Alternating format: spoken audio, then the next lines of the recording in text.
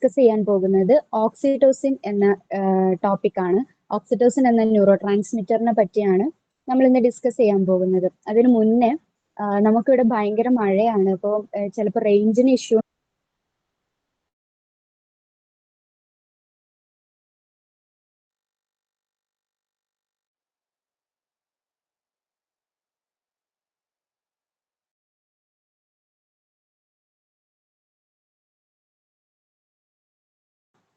Screen കാണുന്നുണ്ടോ? അപ്പോ oxytocin എന്ന് പറഞ്ഞാൽ നമ്മൾ ആദ്യം നമ്മൾ ഹൈസ്കൂളിലൊക്കെ പഠിക്കുന്ന സമയത്ത് തന്നെ കേട്ട് നമുക്ക് ശീലം ഉണ്ടാവും. ഓക്സിറ്റോസിൻ, ലവ് ഹോർമോൺ എന്നൊക്കെ പറഞ്ഞിട്ട് നമ്മൾ പഠിച്ചിട്ടും കേട്ടിട്ടും ഒക്കെ ശീലമുള്ള ഒരു ഹോർമോൺ ആണ് ഓക്സിറ്റോസിൻ എന്ന് പറയുന്നത്. അപ്പൊ ഫസ്റ്റ് ആണ് നമുക്ക് അതിന്റെ ഡെഫിനിഷൻ എന്താന്ന് നോക്കാം. Oxytocin is A natural hormone. അപ്പൊ നമുക്കൊരു സംശയം ഉണ്ടാവും, ഇത് ന്യൂറോ ട്രാൻസ്മിറ്റർ അല്ലേ, ഹോർമോൺ ആണോ എന്നുള്ളത്.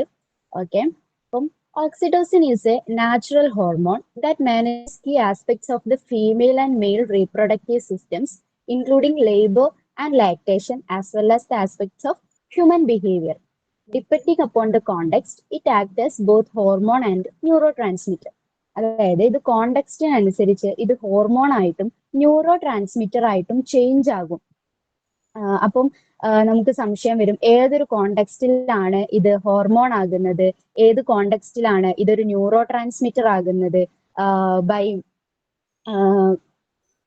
അതിന്റെ സ്ട്രക്ചർ ആണോ, അല്ലെങ്കിൽ അതിന്റെ പ്രൊഡക്ഷൻ ആണോ, റിലീസിങ് ആണോ, എന്താണ് എന്നുള്ളൊരു ഡൗട്ട് വരും. അത് നമുക്ക് വഴിയെ പറയാം. അതിനു മുന്നേ നമുക്ക് ഇതിന്റെ ഹിസ്റ്ററി ഒന്ന് ചെക്ക് ചെയ്യാം. ഫസ്റ്റ് 1906 ഒരു ബ്രിട്ടീഷ് ഫാർമക്കോളജിസ്റ്റ് ആയിട്ടുള്ള സർ ഹെൻറി ഡെയിൽ എന്ന് പറയുന്ന ആളാണ് ഓക്സിറ്റോസിൻ ആദ്യമായിട്ട് കണ്ടുപിടിക്കുന്നത്. 1909 അദ്ദേഹം തന്നെ ഇതിനൊരു പേര് കൊടുക്കുകയാണ് ചെയ്തിട്ടുള്ളത്. ഓക്സിറ്റോസിൻ എന്ന് പറഞ്ഞിട്ടുള്ള പേര് അതൊരു ഗ്രീക്ക് വേർഡ്സ് ആയിട്ടുള്ള ഓക്സിസ് ആൻഡ് ടോക്കോസ് എന്ന് പറയുന്ന രണ്ട് വേർഡ്സ് തമ്മിൽ കമ്പൈൻ ചെയ്തിട്ടാണ് ഓക്സിറ്റോസിൻ എന്ന് പറയുന്ന ഒരു സിംഗിൾ വേർഡ് ആയിട്ട് മാറ്റിയിട്ടുള്ളത്. അപ്പൊ ഓക്സിസ് എന്ന വേർഡിന്റെ മീനിങ് എന്ന് പറയുന്നത് ക്യുക്ക് എന്നും ടോക്കോസ് എന്ന വേർഡിന്റെ മീനിങ് പറയുന്നത് ചൈൽഡ് ബർത്ത് എന്നുമാണ്. അപ്പം നമുക്ക് ഇതിൽ തന്നെ മനസ്സിലാക്കാൻ പറ്റും, നമ്മൾ ഇതൊരു ഡിസ്കവർ ചെയ്യുന്ന സമയത്ത് ഇതൊരു ചൈൽഡ് ബർത്തിന് അല്ലെങ്കിൽ പാർച്ചുറേഷന്റെ സമയത്ത് മാത്രം ഉപകാരപ്പെടുന്ന ഒരു ഹോർമോൺ ആയിട്ടാണ് നമ്മൾ ഇതിനെ കൺസിഡർ ചെയ്തിട്ടുണ്ടായിരുന്നത്.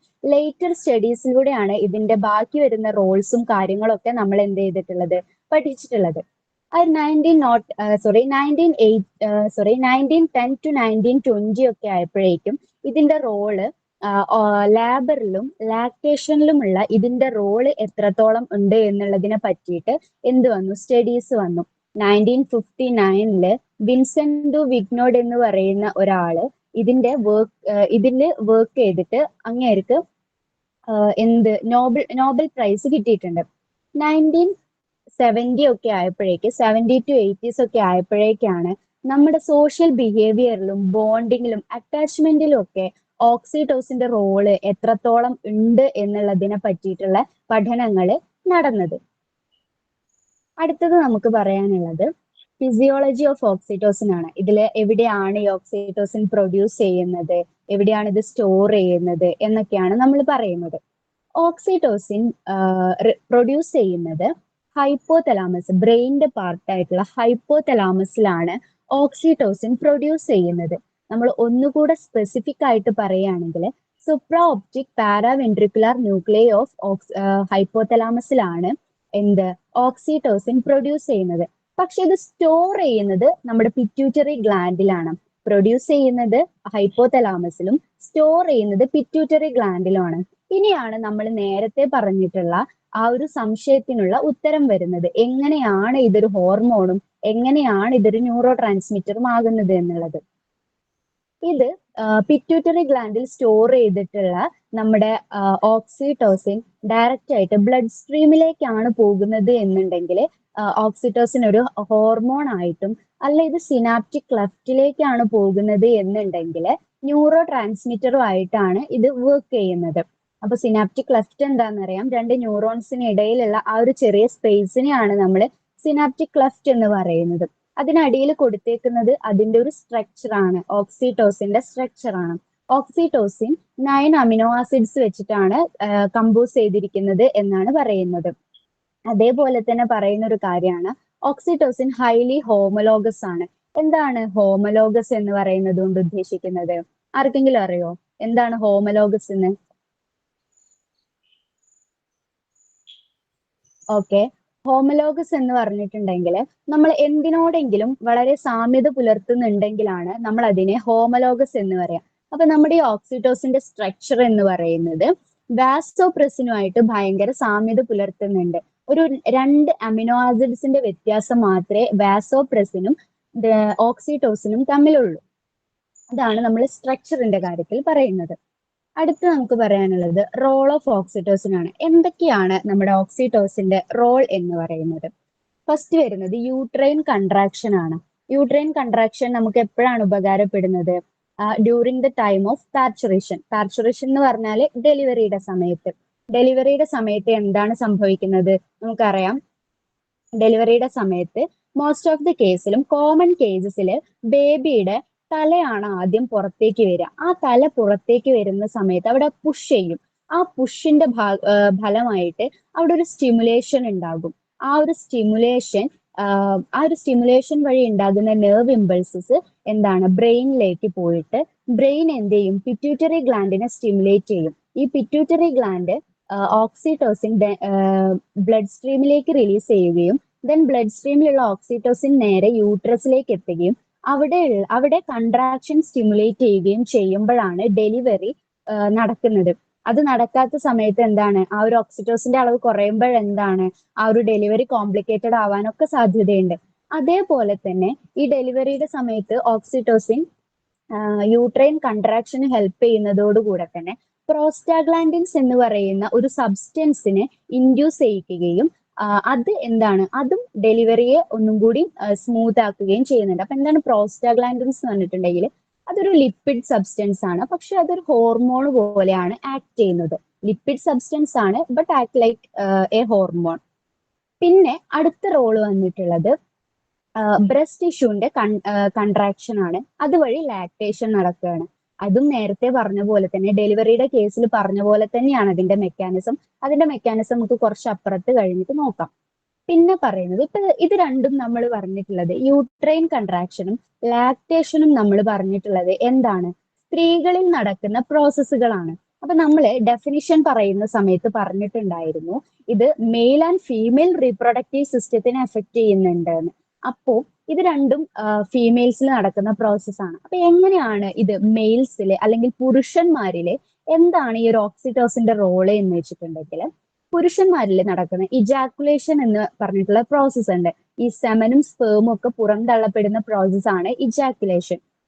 ഈ ഇജാക്കുലേഷൻ നടക്കുന്നതിന് ഓക്സിറ്റോസിൻ എന്ത് ചെയ്യുന്നുണ്ട്? സഹായിക്കുന്നുണ്ട്.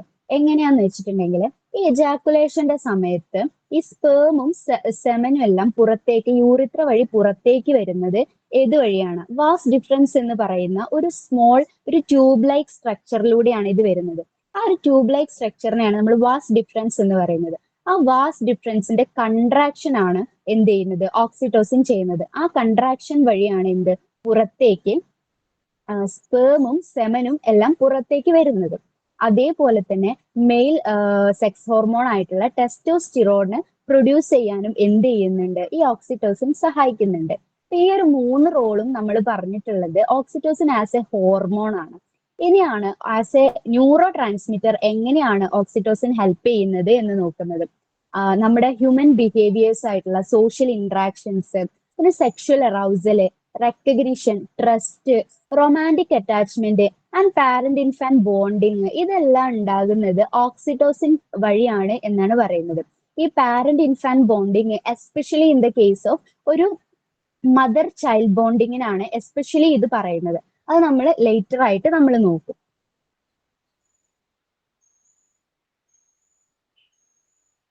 അടുത്തത് നമ്മൾ പറയുന്നത് ഓക്സിറ്റോസിൻ ആൻഡ് സൈക്കോളജിക്കൽ പ്രോസസ്സസ്. ഏതൊക്കെ സൈക്കോളജിക്കൽ പ്രോസസ്സുകളെയാണ് ഈ ഓക്സിറ്റോസിൻ ഹെൽപ്പ് ചെയ്യുന്നത് എന്നുള്ളതാണ്. മെയിൻ ആയിട്ട് 4 സൈക്കോളജിക്കൽ പ്രോസസ്സുകളാണ് നമ്മൾ ഇവിടെ സംസാരിക്കുന്നത്. ഒന്ന് social bonding, 2 social separation and stress, 3 wellbeing, 4 brain development. ഇതെങ്ങനെയാന്ന് വെച്ചിട്ടുണ്ടെങ്കിൽ നമ്മൾ നേരത്തെ പറഞ്ഞ ഈ സ്ലൈഡിൽ നമ്മൾ പറഞ്ഞു എന്താണ് നമ്മളെ ഓക്സിറ്റോസിൻ ട്രസ്റ്റ് ബിൽഡ് ചെയ്യാൻ ഹെൽപ്പ് ചെയ്യുന്നുണ്ട്, അറ്റാച്ച്മെന്റ് ബിൽഡ് ചെയ്യാൻ ഹെൽപ്പ് ചെയ്യുന്നുണ്ട് എന്ന് പറഞ്ഞു. അതേപോലെ തന്നെ ഈ അറ്റാച്ച്മെന്റും ട്രസ്റ്റും എല്ലാം ബിൽഡ് ചെയ്യുന്നത് കൊണ്ട് നമുക്കൊരു നല്ല സോഷ്യൽ ബോണ്ടിങ് ഉണ്ടാവും. നമുക്കറിയാം മനുഷ്യൻ എന്ന് പറയുന്നത് ഒരു സാമൂഹിക ജീവിയാണ്. അതായത് ഒരു human is A social animal എന്നാണ് പറയുന്നത്. അപ്പൊ നമുക്ക് സൊസൈറ്റിയിൽ ഒരു നല്ലൊരു റിലേഷൻഷിപ്പും കാര്യങ്ങളൊക്കെ ഉണ്ടാകുമ്പോഴാണ് നമ്മുടെ ലൈഫ് സ്മൂത്ത് ആയിട്ട് പോകുന്നത്. അപ്പൊ ഒരു സോഷ്യൽ ബോണ്ടിങ്, ആ ട്രസ്റ്റ് ഉണ്ടാകുന്നത് കൊണ്ട് എന്താണ് നല്ലൊരു സോഷ്യൽ ബോണ്ടിങ് ഉണ്ടാവുന്നുണ്ട് എന്ന് പറയുന്നുണ്ട്. അതേപോലെ തന്നെ അടുത്തത് പറയുന്നത് സോഷ്യൽ സെപ്പറേഷൻ ആൻഡ് സ്ട്രെസ് ആണ്. ഇതെന്താന്ന് വെച്ചിട്ടുണ്ടെങ്കിൽ നമ്മൾ നേരത്തെ പറഞ്ഞ പോലെ തന്നെ മനുഷ്യൻ ഒരു സാമൂഹിക ജീവിയാണ് എന്ന് പറഞ്ഞ പോലെ നമ്മള് ആളുകള് സൊസൈറ്റിയിൽ നിന്നും ഒന്ന് സെപ്പറേറ്റഡ് ആകുമ്പോൾ, അല്ലെങ്കിൽ സൊസൈറ്റിയിൽ നിന്ന് ഒന്ന് മാറി നിൽക്കുമ്പോൾ അവർക്ക് ഉണ്ടാകുന്ന ഒരു സ്ട്രെസ് ഉണ്ട്. അവർ സൊസൈറ്റിയിൽ നിന്ന് ഒന്ന് ഒറ്റപ്പെടുമ്പോൾ അവർക്ക് ഉണ്ടാകുന്ന ഒരു സ്ട്രെസ് ഉണ്ട്. ആ ഒരു സ്ട്രെസ്സും ആൻസൈറ്റിയും ഒക്കെ ആയിട്ട് കോപ്പറേറ്റ് ചെയ്യാൻ വേണ്ടിയിട്ട്, കോപ്പപ്പ് ചെയ്യാൻ വേണ്ടിയിട്ട് നമ്മുടെ ഓക്സിറ്റോസിൻ ആളുകളെ ഹെൽപ്പ് ചെയ്യുന്നുണ്ട് എന്നാണ് പറയുന്നത്. ഓക്കെ, പിന്നെ അടുത്തത് പറയുന്നത് വെൽബീയിങ്. ഈ wellbeing is somewhat related to social bonding. നമ്മൾ പറഞ്ഞു ഓക്സിറ്റോസിൻ ട്രസ്റ്റ് ഉണ്ടാക്കാൻ ഹെൽപ്പ് ചെയ്യുന്നു. ആ ട്രസ്റ്റ് വഴി നല്ലൊരു സോഷ്യൽ ബോണ്ടിങ് ഉണ്ടാകുന്നു. ആ ഒരു നല്ല സോഷ്യൽ ബോണ്ടിങ് വഴിയാണ് നല്ലൊരു വെൽബീയിങ് ഉണ്ടാവുന്നത്. നമുക്ക് നല്ലൊരു സോഷ്യൽ ബോണ്ടിങ് ഉണ്ടാണെങ്കിൽ നമുക്ക് നല്ലൊരു വെൽബീയിങ് ഉണ്ടാവും എന്നാണ് പറയുന്നത്. അടുത്ത മോസ്റ്റ് ഇമ്പോർട്ടന്റ് ആയിട്ടുള്ള സൈക്കോളജിക്കൽ പ്രോസസ് ആണ് ബ്രെയിൻ ഡെവലപ്മെന്റ്. ഈ ബ്രെയിൻ ഡെവലപ്മെന്റിനെ എങ്ങനെയാണ് ഹെൽപ്പ് ചെയ്യുന്നത് എന്ന് വെച്ചിട്ടുണ്ടെങ്കിൽ, നമ്മളുടെ ഏർലി ഡെവലപ്മെന്റ് സ്റ്റേജില് നമ്മുടെ ബ്രെയിനിൽ എന്താണ് നമ്മുടെ ന്യൂറൽ സർക്യൂട്ട്സ് ഒക്കെ ഓർഗനൈസ് ചെയ്യപ്പെടുന്ന ഒരു പ്രോസസ്സ് ഉണ്ട്. ആ പ്രോസസ്സിനെ ഈ ഓക്സിറ്റോസിൻ വല്ലാതെ ഹെൽപ്പ് ചെയ്യുന്നുണ്ട്. പ്രോപ്പർ ആയിട്ട് നമ്മുടെ ന്യൂറൽ സർക്യൂട്ട്സ് ഓർഗനൈസ് ചെയ്യാൻ വേണ്ടിയിട്ട് ഓക്സിറ്റോസിൻ ഹെൽപ്പ് ചെയ്യുന്നുണ്ട്.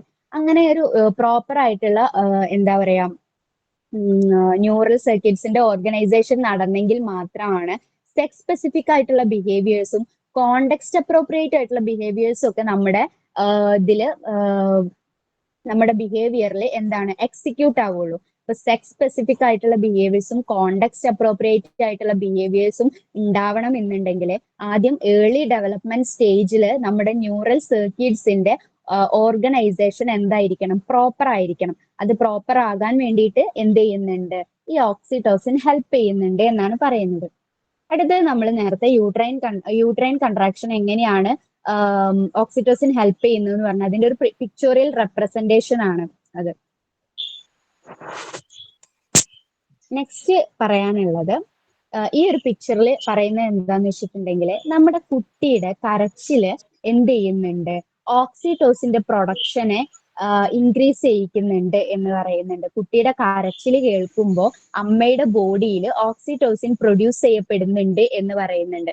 അതെങ്ങനെയാന്ന് വെച്ചിട്ടുണ്ടെങ്കിൽ നമുക്കറിയാം അത് കുട്ടികളും മോസ്റ്റ് ഓഫ് ദ ടൈമും കുട്ടികൾ കരയുന്നത് ചിലപ്പോൾ വിശന്നിട്ടാവാം. അപ്പൊ ആ ഒരു ഇതിൽ കൊണ്ടായിരിക്കാം മേ ബി ഓക്സിറ്റോസിൻ ഇൻക്രീസ് ആവുകയും അതുവഴി മിൽക്ക് ഇജക്ഷൻ നടക്കുകയും ചെയ്യുന്നുണ്ട്. അതെങ്ങനെ നടക്കുന്നതെന്ന് വെച്ചിട്ടുണ്ടെങ്കിൽ കുട്ടി കരയുന്ന നമ്മുടെ ഹൈപ്പോതലാമസിന്റെ ന്യൂക്ലിയസുകളൊക്കെ കുറെ പ്രോട്ടീൻസ് കൊണ്ട് ലോക്ക് ചെയ്ത് കിടക്കുകയാണ്. ഈ പ്രോട്ടീൻസ് ഒക്കെ നമ്മുടെ ഹൈപ്പോതലാമസ് ന്യൂക്ലിയസിന്റെ ഒരു ഗേറ്റ് കീപ്പേഴ്സ് ആയിട്ടാണ് നിൽക്കുന്നത്. അതെന്തിനാന്ന് വെച്ചിട്ടുണ്ടെങ്കിൽ നമ്മുടെ ഫാൾസ് അലാംസിനെ ഒക്കെ എന്ത് ചെയ്യാൻ വേണ്ടിയിട്ടാണ്, റിജക്ട് ചെയ്യാനും പ്രിവെന്റ് ചെയ്യാനും ഒക്കെ വേണ്ടിയിട്ടാണ്.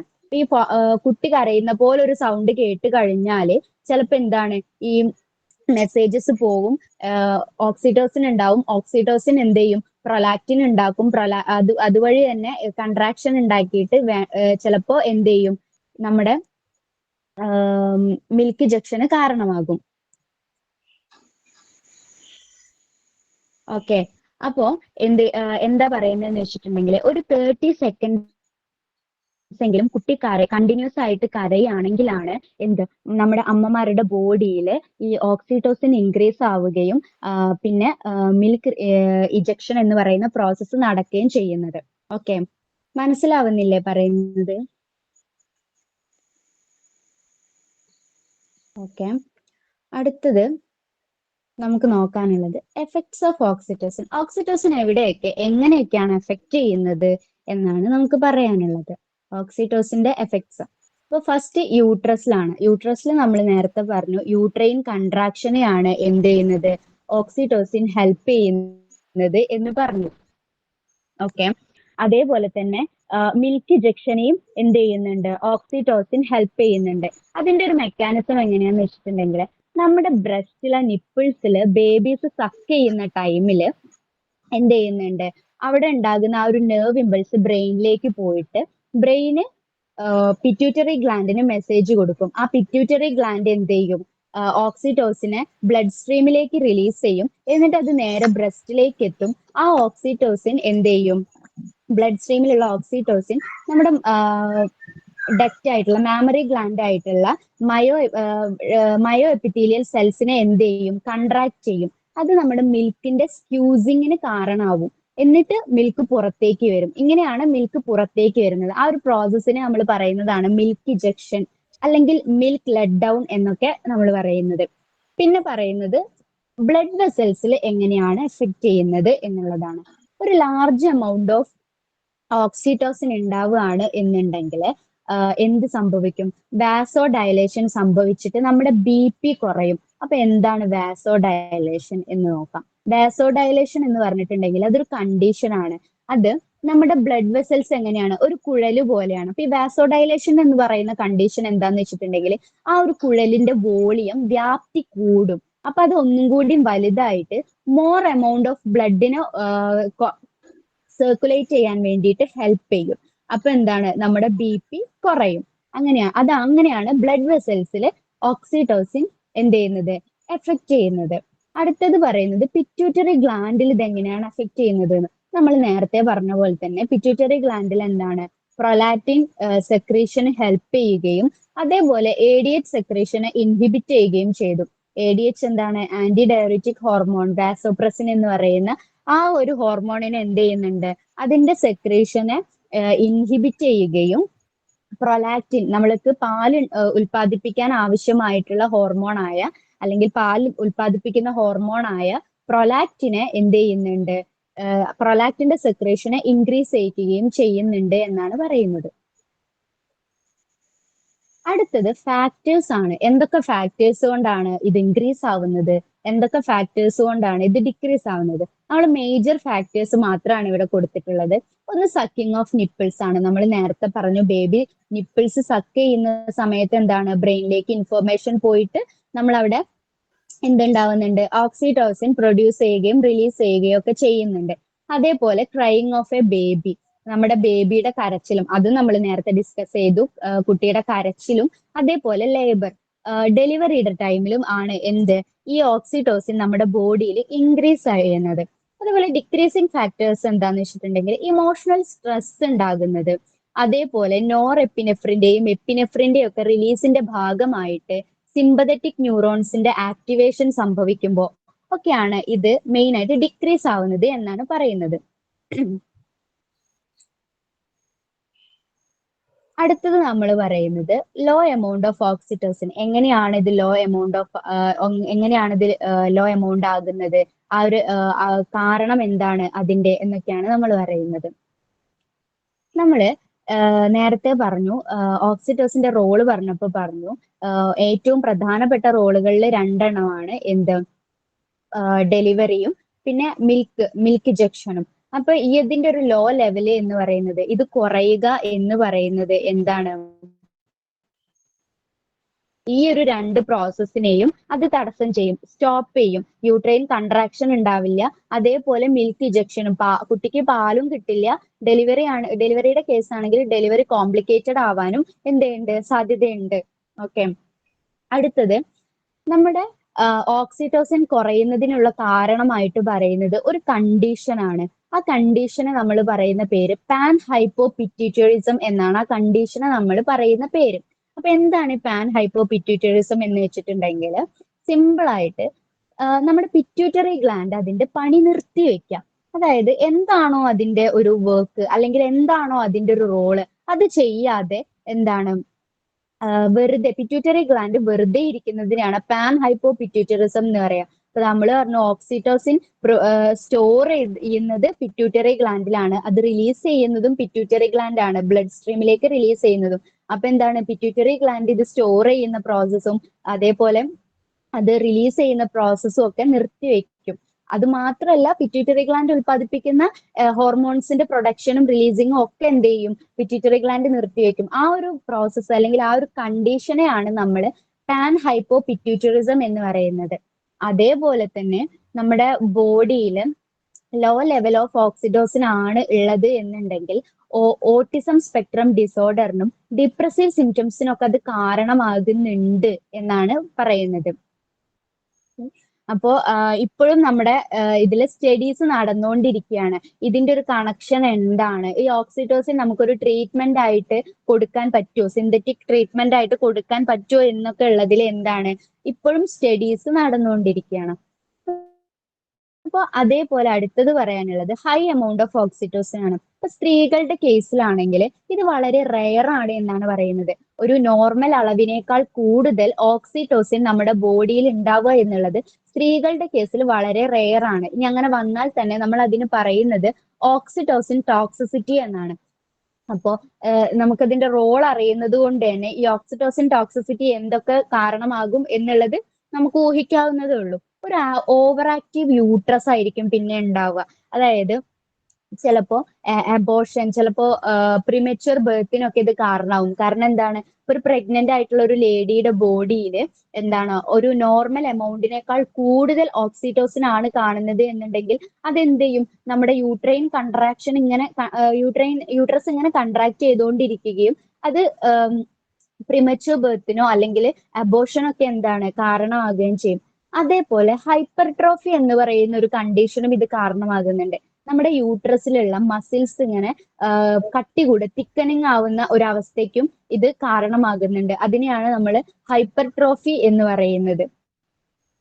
പിന്നെ പുരുഷന്മാരില് ഹൈ എമൗണ്ട് ഓഫ് ഓക്സിറ്റോസിൻ എങ്ങനെയാണ് എന്ന് നോക്കുകയാണെങ്കിൽ അവരിൽ ഇത് ലിങ്ക് ചെയ്ത് കിടക്കുന്നത് BPH എന്ന് പറയുന്ന ഒരു കണ്ടീഷനുമായിട്ടാണ്. BPH എന്ന് പറഞ്ഞാൽ ബിനൈൻ പ്രോസ്റ്റാറ്റിക് ഹൈപ്പർപ്ലാസിയ എന്ന് പറയുന്ന ഒരു കണ്ടീഷനാണ്.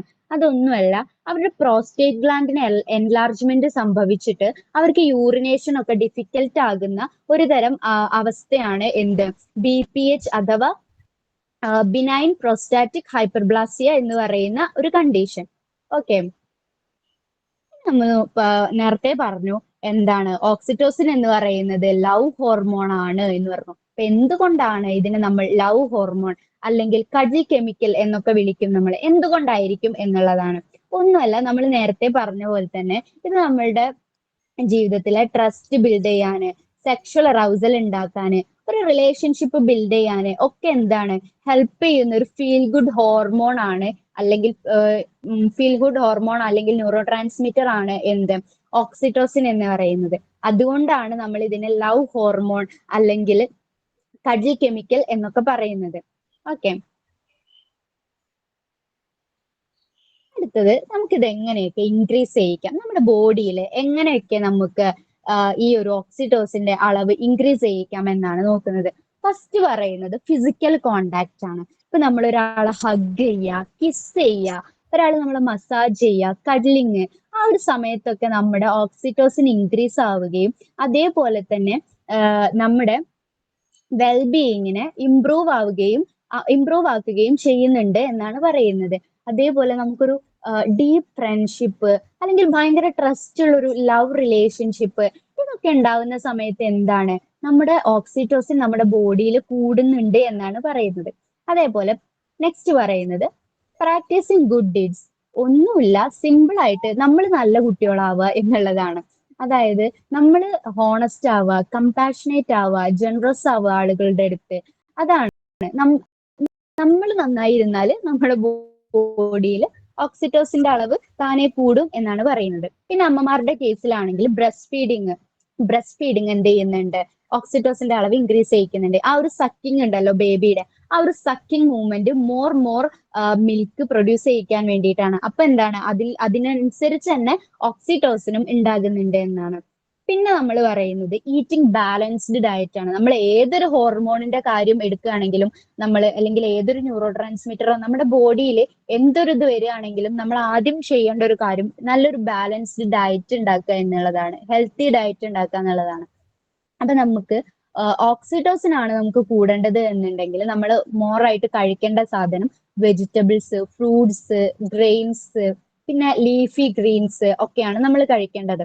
അതിൽ തന്നെ നമ്മൾ ഒന്നും കൂടി ഫോക്കസ് ചെയ്യുകയാണെങ്കിൽ വൈറ്റമിൻ സി റിച്ച് ആയിട്ടുള്ള ആഹാരങ്ങൾ ലൈക്ക് സിട്രസ് ഫ്രൂട്ട്സ് ഉണ്ടല്ലോ, നമ്മുടെ ഓറഞ്ച്, ടാങ്ക്രൈൻ പോലത്തെ ഫ്രൂട്ട്സ്, പിന്നെ സ്ട്രോബെറീസ്, പിന്നെ ബ്രോക്കലി, സ്പ്രൗട്ട്സ്, പിന്നെ പൊട്ടറ്റോസ്, അങ്ങനത്തെ സാധനങ്ങളൊക്കെയാണ് നമ്മൾ കഴിക്കേണ്ടത്. നെക്സ്റ്റ് വരുന്നത് മഗ്നീഷ്യം ആണ്. മഗ്നീഷ്യം കണ്ടെയ്ൻ ചെയ്തിരിക്കുന്നത് ഫ്രൂട്ട്സില്, വെജിറ്റബിൾസില്, നട്ട്സില്, സീഡ്സില്, ബീൻസില്, പിന്നെ ഹോൾ ഗ്രെയിൻസില് ഒക്കെ മെഗ്നീഷ്യം ഉണ്ട്. ഇപ്പൊ മെഗ്നീഷ്യത്തിന്റെ ഫ്രൂട്ട്സിന്റെ കാര്യമൊക്കെ ആണെങ്കിൽ ഇപ്പൊ അവക്കാഡോ പോലുള്ള ഫ്രൂട്ട്സിലൊക്കെ നല്ല രീതിയിൽ മഗ്നീഷ്യം ഉണ്ട് എന്ന് പറയുന്നുണ്ട്. പിന്നെ വൈറ്റമിൻ ഡി. വൈറ്റമിൻ ഡി നമുക്കറിയാം വെയിലിൽ ഉള്ള ഒരു വൈറ്റമിൻ ആണ് വൈറ്റമിൻ ഡി. അതേപോലെ തന്നെ ഫുഡിൽ വരികയാണെന്നുണ്ടെങ്കിൽ നമ്മൾ ഫോക്കസ് ചെയ്യേണ്ട ഫുഡ് ഐറ്റംസ് എന്തൊക്കെയാന്ന് വെച്ചിട്ടുണ്ടെങ്കിൽ പാല്, മുട്ട, പിന്നെ റെഡ് മീറ്റ് ഉണ്ടാവുമല്ലോ, ബീഫ് പോലത്തെ അതുപോലത്തെ മീറ്റുകൾ ഒക്കെയാണ് നമ്മൾ വൈറ്റമിൻ ഡിക്ക് വേണ്ടിയിട്ട് ഫോക്കസ് ചെയ്യേണ്ടത്. പിന്നെ ടോറൈൻ. ടോറൈൻ എന്ന് പറഞ്ഞിട്ടുണ്ടെങ്കിൽ ഈ ഷെൽ ഫിഷ്, പിന്നെ ടർക്കി ചിക്കൻ, പിന്നെ ട്യൂണ പോലത്തെ ഫിഷ്, ബീഫ്, ഇതിലൊക്കെ ഉണ്ടാകുന്നതാണ് ഇതിലൊക്കെയാണ് ടോറൈന്റെ കണ്ടന്റ് അധികം ഉള്ളത്. അതേപോലെ തന്നെ നാച്ചുറൽ ടീസ് ആയിട്ടുള്ള ചാമോമൈൽ, ലാവൻഡർ, ഇതൊക്കെ നമ്മൾ ഇൻടേക്ക് ചെയ്യുന്നതിലൂടെ നമുക്ക് ആൻസൈറ്റി കുറയുകയും ഈ ഓക്സിറ്റോസിന്റെ അളവ് കൂടുകയും ചെയ്യുന്നുണ്ട് എന്ന് പറയുന്നുണ്ട്. ഈ ചാമോമൈൽ, ലാവൻഡർ എന്നൊക്കെ പറയുന്നത് ഒരു പൂക്കളാണ്. അത് ഒന്ന് ജസ്റ്റ് അത് അതേപോലെ അടിച്ചിട്ട് ഗൂഗിളിൽ നോക്കി കഴിഞ്ഞാൽ നമുക്ക് അതിന്റെ പിക്ചർ കിട്ടും. അപ്പൊ മനസ്സിലാവും അത് എന്താ സാധനം എന്നുള്ളത്. ഓക്കെ. പിന്നെ നെക്സ്റ്റ് പറയാനുള്ളത് അഡോപ്റ്റിങ് എ പെറ്റ് ആണ്. ഒരു പെറ്റിനെ അഡോപ്റ്റ് ചെയ്യുന്നത് എന്താണ്, നമ്മുടെ കോർട്ടിസോൾ, സ്ട്രെസ് ഹോർമോൺ ആയിട്ടുള്ള കോർട്ടിസോള് ഡിക്രീസ് ചെയ്യുകയും ഓക്സിറ്റോസിൻ, സിറോട്ടോണിൻ പോലെയുള്ള ഹോർമോൺസിനെ എന്ത് ചെയ്യും, ഇൻക്രീസ് ചെയ്യിക്കുകയും ചെയ്യും എന്നാണ് പറയുന്നത്. പിന്നെ പറയുന്നത് ഹൗ ടു ഡിക്രീസ്, നമ്മൾ ഇത് എങ്ങനെയാണ് ഡിക്രീസ് ചെയ്യുന്നത് എന്നുള്ളതാണ്. അത് നമ്മളിപ്പം ഒരു പ്രിമച്വർ ലേബർ ഒക്കെ എന്ത് ചെയ്യാനാണ്, തടയാൻ വേണ്ടിയിട്ടാണ് നമ്മൾ മോസ്റ്റ് ഓഫ് ദി കേസിലും ഈ ഓക്സിറ്റോസിൻ ഡിക്രീസ് ചെയ്യിക്കാൻ നോക്കുന്നത്. അതിൽ ഓക്സിറ്റോസിൻ ആന്റഗോണിസ്റ്റുകൾ യൂസ് ചെയ്യുക എന്നുള്ളതാണ് ആദ്യം പറയുന്നത്. അതിന് കുറച്ച് എക്സാമ്പിൾസ് കൊടുത്തിട്ടുണ്ട്. അറ്റോസിബാൻ, ബാറൂസിബാൻ, അങ്ങനത്തെ കുറച്ച് എക്സാമ്പിൾസ് കൊടുത്തിട്ടുണ്ട്. പിന്നെ പ്രൊജസ്ട്രോൺസ് യൂസ് ചെയ്യുക, റിലാക്സൻസ് യൂസ് ചെയ്യുക, ഇതൊക്കെ ഓക്സിറ്റോസിനെ ഇൻഹിബിറ്റ് ചെയ്യും എന്നാണ് പറയുന്നത്. ഓക്കെ. അടുത്തത് oxytocin and psychiatric disorders. Psychiatric ഡിസോർഡേഴ്സുമായിട്ട് നമ്മുടെ ഓക്സിറ്റോസിൻ എങ്ങനെയൊക്കെയാണ് കണക്ട് ആയി കിടക്കുന്നത് എന്നാണ് പറയുന്നത്. First oxytocin and autism. ഇത് ഒരു ബിഹേവിയറൽ സ്റ്റഡിയുടെ ബേസിലാണ് നമ്മളിപ്പോ ഇത് പറയാൻ പോകുന്ന ഒരു ഇന്ത്യൻ ചിൽഡ്രനിലും അഡൽട്സിലും നടന്നിട്ടുള്ള ഒരു ബിഹേവിയറൽ സ്റ്റഡിയുടെ ബേസിലാണ്. ഇതിൽ എന്താന്ന് വെച്ചിട്ടുണ്ടെങ്കിൽ ASD ഉള്ള ഓട്ടിസം സ്പെക്ട്രം ഡിസോർഡർ ഉള്ള ഒരു ഗ്രൂപ്പ് ഓഫ് അഡൽട്ടിനെയും ചിൽഡ്രനെയും എടുത്തിട്ട് അവർക്കൊരു single administration of intranasal oxytocin കൊടുക്കുകയാണ്.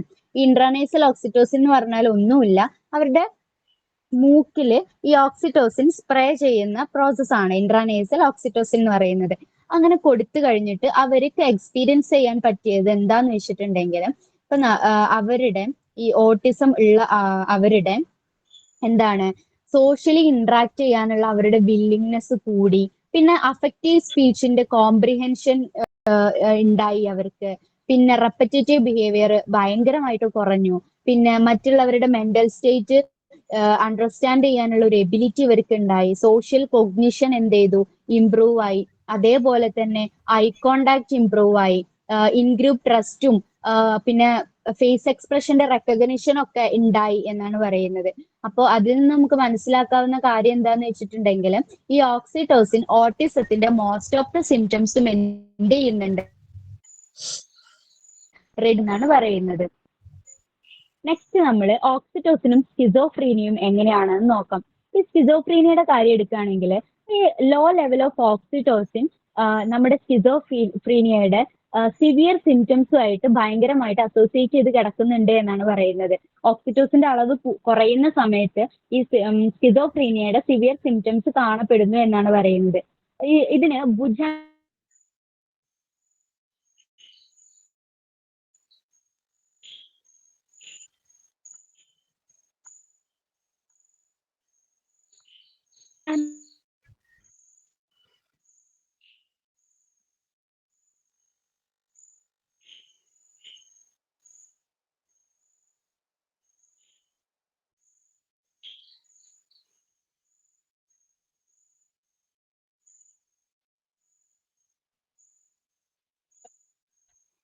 എന്ന് പറഞ്ഞിട്ടുള്ള ഓക്കെ.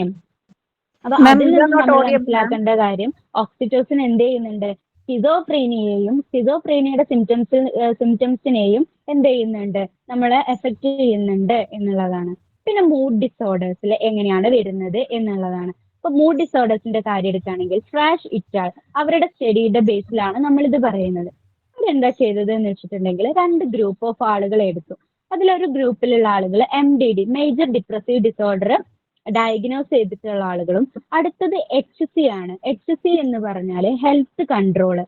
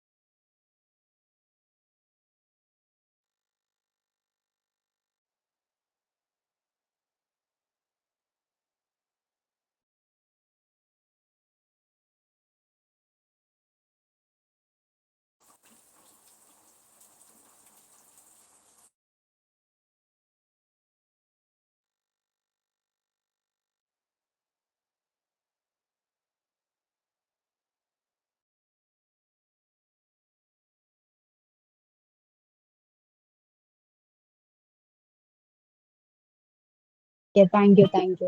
അപ്പൊ ആർക്കെങ്കിലും ഇനി ഇതുവരെ പറഞ്ഞതിൽ എന്തെങ്കിലും കേൾക്കാതിരിക്കുക അങ്ങനെ എന്തെങ്കിലും ചെയ്തോ? മാം ആക്ച്വലി ഓക്സിറ്റോസിൻ ആൻഡ് സ്കീസോഫ്രീനിയ മുതൽ നോട്ട് ഓക്കെ അല്ല, കുറെ കട്ടായി പോയി. ഇപ്പൊ സ്ക്രീന് കാണും ഫ്രീനിയാണ് നമ്മൾ പറഞ്ഞുകൊണ്ടിരുന്നത്. ഇപ്പൊ സ്കിസോഫ്രീനിയൽ എന്താന്ന് വെച്ചിട്ടുണ്ടെങ്കിൽ ബുജാനോ എന്ന് പറഞ്ഞിട്ടുള്ള ഒരാള് അയാളുടെ ഒരു സ്റ്റഡിയുടെ ബേസിലാണ് നമ്മളിവിടെ പറയുന്നത്.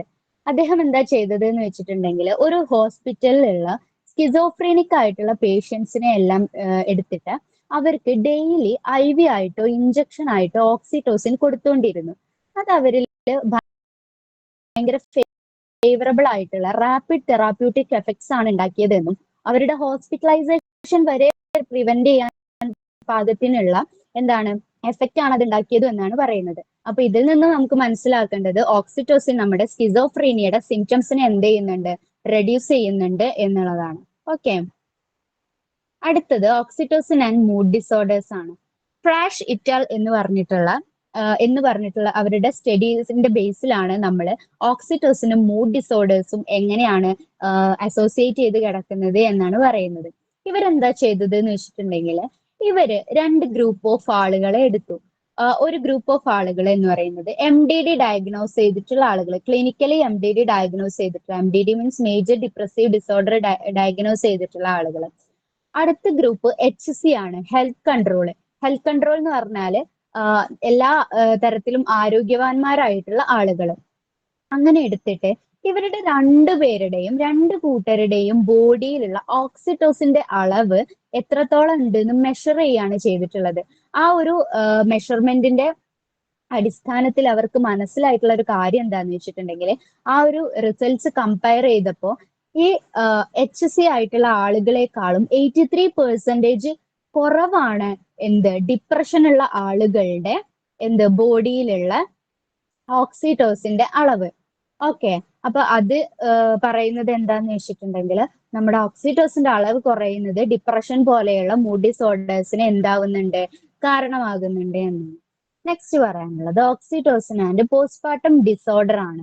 ഓക്സിറ്റോസിനും ഒരു പോസ്റ്റ്പാർട്ടം ഡിസോർഡറും എങ്ങനെയാണ് അസോസിയേറ്റ് ചെയ്ത് കിടക്കുന്നത് അല്ലെങ്കിൽ കണക്ട് ചെയ്ത് കിടക്കുന്നത് എന്നാണ് പറയുന്നത്. സ്റ്റഡീസ് പറയുന്നത് എന്താന്ന് വെച്ചിട്ടുണ്ടെങ്കിൽ ഇപ്പോ പ്രഗ്നന്റ് ആയിരിക്കുന്ന സമയത്ത് ആ ഒരു ഗസ്റ്റേഷൻ പീരിയഡിൽ ഒരു ലേഡിയുടെ ബോഡിയിൽ ഓക്സിറ്റോസിന്റെ അളവ് കുറവാണ് എന്നുണ്ടെങ്കിൽ ഭാവിയിൽ ആഫ്റ്റർ ഡെലിവറി അവർക്ക് PPD വരാനുള്ള സാധ്യത വളരെ കൂടുതലാണ്. അതേപോലെ തന്നെ ഡെലിവറിക്ക് ശേഷം ഇവരുടെ ബോഡിയിൽ പ്രോപ്പർ ആയിട്ടുള്ള എമൗണ്ട് ഓഫ് ഓക്സിറ്റോസിൻ ഉണ്ട് എന്നുണ്ടെങ്കിൽ അവരുടെ ആ ഒരു ലേഡിയുടെ perception of relationship with infant ഭയങ്കരമായിട്ട് ഇംപ്രൂവ് ആവും. അത് ഇത് എന്റെ കുട്ടിയാണ്, എന്റെ ബേബിയാണ്, ഇതിന് ഞാനാണ് കെയർ ചെയ്യേണ്ടത്, ഞാനാണ് ഇതിനെ നോക്കേണ്ടത്, ഇതിനായിട്ട് എനിക്ക് അത്രയും ഒരു കണക്ഷൻ ഉണ്ടാവണം എന്നുള്ള ഒരു പെർസെപ്ഷൻ ഉണ്ടാക്കാൻ എന്ത് ചെയ്യുന്നുണ്ട്, ഈ ഓക്സിറ്റോസിൻ കാരണമാകുന്നുണ്ട്. അതിന്റെ ഫലമായിട്ട് അതൊരു കങ്കാരു കെയർ കിട്ടും ബേബിക്ക്. കങ്കാരു കെയർ എന്താന്ന് അറിയില്ലേ? അതായത് കങ്കാരു എങ്ങനെയാണ് കുഞ്ഞുങ്ങളെ കൊണ്ട് നടക്കുന്നത്, ഭയങ്കര പ്രൊട്ടക്റ്റീവ് ആയിട്ട് അവരുടെ ആ ഒരു മുന്നിലുള്ള സഞ്ചിയിൽ അങ്ങനെ ഇട്ട് കൊണ്ട് നടക്കുന്നത്. അതേപോലെ ആ അമ്മ ഭയങ്കര പ്രൊട്ടക്റ്റീവ് ആയിരിക്കും എന്നാണ് പറയുന്നത്. അപ്പൊ ഇത്രയാണ് നമുക്ക് ഓക്സിറ്റോസിനെ പറ്റി പറയാനുള്ളത്. ഓക്കെ,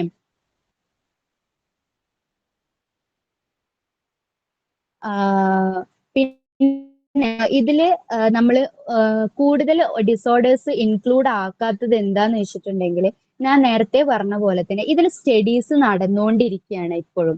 ഓക്കെ, ഇപ്പോഴും സ്റ്റഡീസ് നടന്നുകൊണ്ടിരിക്കുകയാണ്. അതുകൊണ്ട് തന്നെ പല ഡിസോർഡേഴ്സ് തമ്മിലുള്ള റിലേഷൻഷിപ്സും കാര്യങ്ങളും, അതേപോലെ തന്നെ നമ്മൾ നേരത്തെ പറഞ്ഞു നമ്മുടെ ഓട്ടിസത്തിന്റെ കേസിൽ നമ്മൾ പറഞ്ഞു ഇൻട്രാനേസൽ ഓക്സിറ്റോസിൻ ആണ് നമ്മൾ കൊടുക്കുന്നതെന്ന് പറഞ്ഞു. ഈ ഇൻട്രാനേസൽ ആയിട്ട് കൊടുക്കുന്ന ഓക്സിറ്റോസിൻ എങ്ങനെയാണ് ഈ കുട്ടികളിൽ വർക്ക് ചെയ്യുന്നത് എന്നുള്ള കാര്യങ്ങളൊന്നും ഇതുവരെ റിവീൽ ചെയ്യപ്പെട്ടിട്ടില്ല. അതിനെപ്പറ്റി ആർക്കും ഇതുവരെ പഠിക്കാൻ പറ്റിയിട്ടില്ല എന്നാണ് പറയുന്നത്.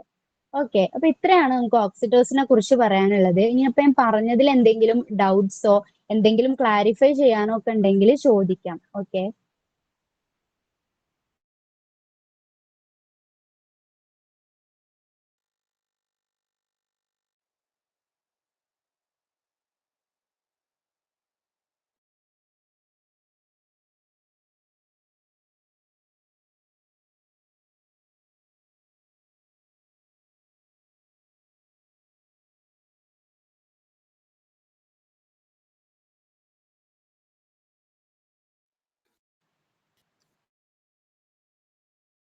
ആർക്കെങ്കിലും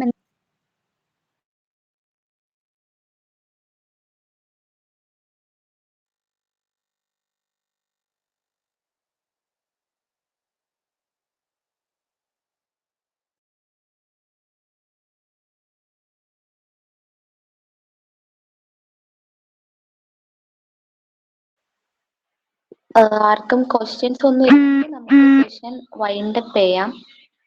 ഓക്കെ, മെസ്സേജ് ബോക്സിൽ ഒരു ക്വസ്റ്റ്യൻ വന്നിട്ടുണ്ട്.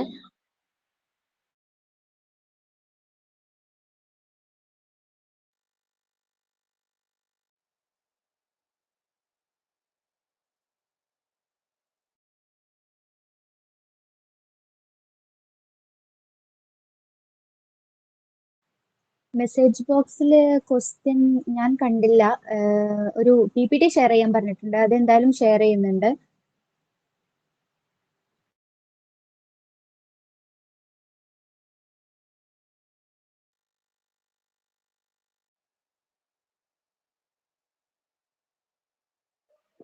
ഓക്കെ, അങ്ങനെയാണെങ്കിൽ നമുക്ക് സെഷൻ വൈൻഡ് അപ്പ് ചെയ്യാം. Thank you so much Sandra ma'am. നല്ല ഇൻഫോർമേറ്റീവ് ആയിട്ടുള്ള സെഷൻ ആയിരുന്നു. And thank